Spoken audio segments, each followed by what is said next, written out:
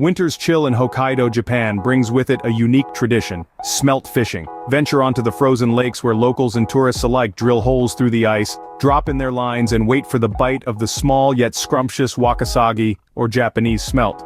These tiny fish, no bigger than your finger, are known for their delicate flavor.